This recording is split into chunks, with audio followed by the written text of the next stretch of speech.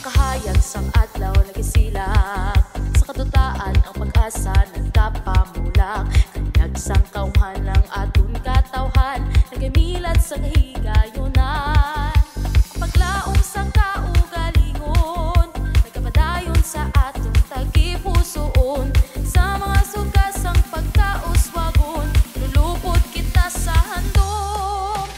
Paspas kita sa pag-uswag, paspas kita sa pagtanyag, lulupot kita sa pagpalapnag. Sa paspas Ilopez, paspas Ilopez na, paspas Ilopez na, paspas Ilopez na, paspas Ilopez. Tanom kag handom nagapamunga, kalipay kadalagan nagkasalunga, kaangay sa liso nga nagahugpong, bungasang pag-ugyon nagaluntat subong.